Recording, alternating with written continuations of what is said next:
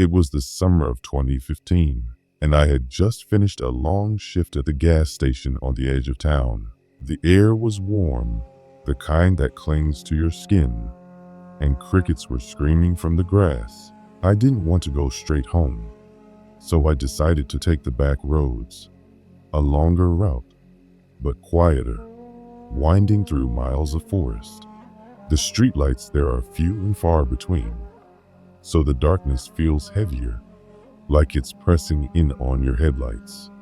About 20 minutes in, I noticed something strange. The road ahead didn't look right.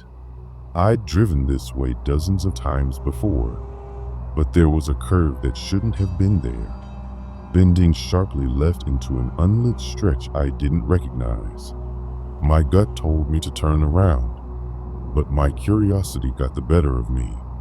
The asphalt turned rough, cracked, and the trees seemed to crowd closer, their branches arching overhead like skeletal fingers. I slowed down, feeling that wrongness you can't explain but can't ignore either. A mile in, my headlights caught movement, a figure on the side of the road, just standing there. It was a man, tall, dressed in dark clothes, facing the trees with his back to me. His hands hung at his sides, and he didn't move even as I rolled past. I drove faster.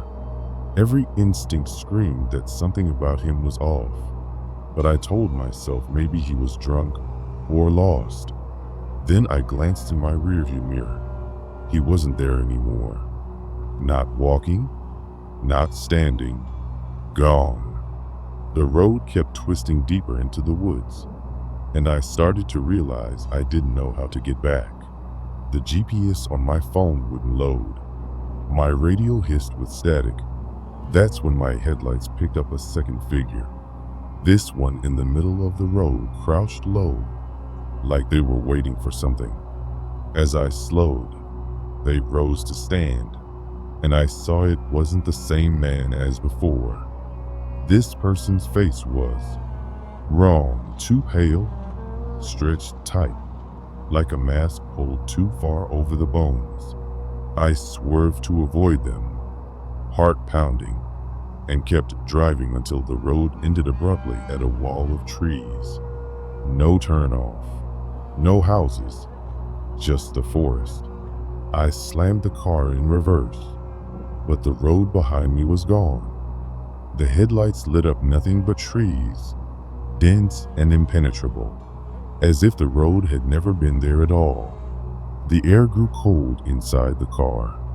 I heard movement, soft, deliberate footsteps circling me, but saw nothing through the windows. I locked the doors, gripping the wheel until my knuckles hurt. Then, from the blackness outside, came a whisper. It was faint but unmistakable. My name. I don't remember the exact moment I lost consciousness, but I must have, because when I opened my eyes, I was parked on the main road, the sun just starting to rise. The clock in my car read 5:32 a.m. I checked the route on my phone.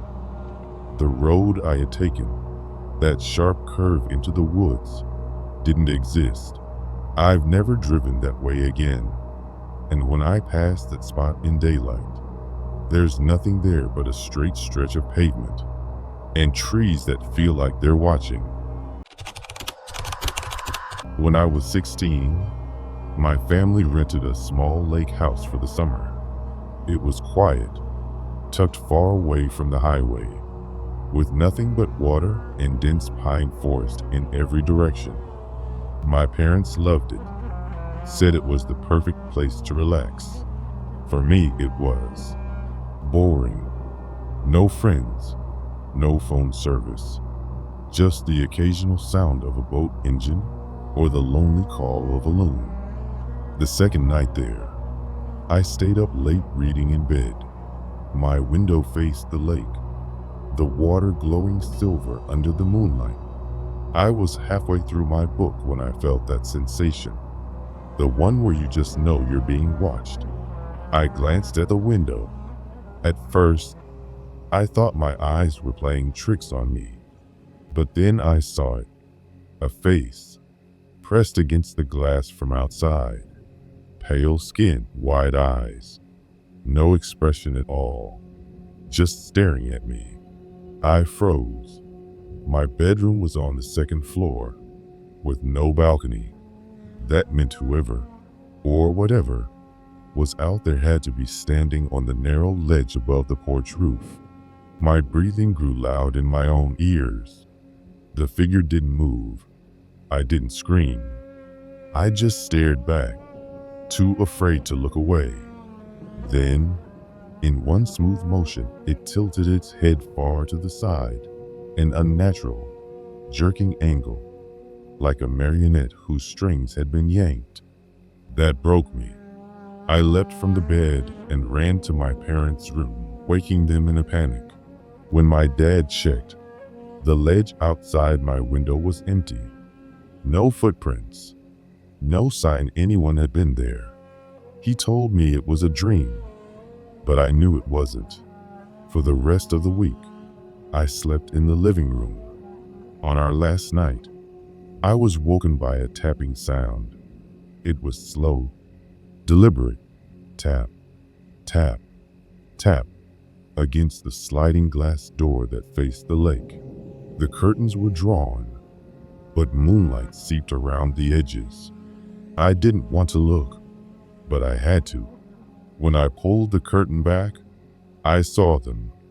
The same pale face, eyes wide, lips curled just slightly in what could have been a smile or a snarl. This time, the head tilt was even sharper, almost touching the shoulder. My stomach churned as they slowly raised one hand, pressing it flat against the glass. And then, without ever breaking eye contact, they stepped backward into the shadows, vanishing into the trees. We left early the next morning. The lake house still stands. I saw it listed online last year. But in the photos, I noticed something chilling. In the reflection of the upstairs window, you can still see a pale face staring out at the water. In 2019, I worked as a counselor at a summer camp in the mountains. It was an old place, family run, with wooden cabins and a dining hall that smelled like coffee and pine. Nights there were pitch black, no streetlights, just the glow of campfires and the occasional flashlight beam cutting through the dark. One night, after the campers were asleep, I volunteered to walk down to the boathouse to check the locks. It was a 5-minute walk through the trees, but I'd done it before. The air was humid, and the forest hung with insects. My flashlight beam swayed over the dirt path, catching glimpses of the lake through the trees. Halfway there, I heard it, a second set of footsteps. Light, careful, matching my pace. I stopped. So did they. I turned, but my flashlight showed only empty path. Telling myself it was an animal, I kept walking. The footsteps followed again.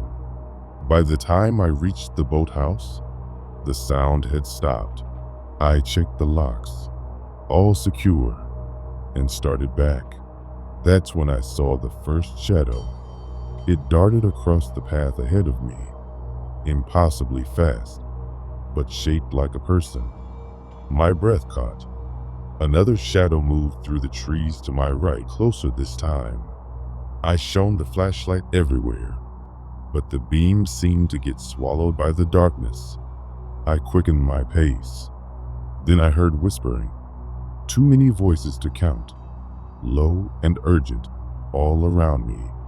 My skin prickled as the shadows began to appear more frequently, slipping between trees, some tall, some short, but all unmistakably human-shaped. They never stepped into the direct beam of light, but they kept pace with me, closing in. I could feel them behind me now, the air colder, the whispers louder. My heart was pounding so hard I thought it might burst.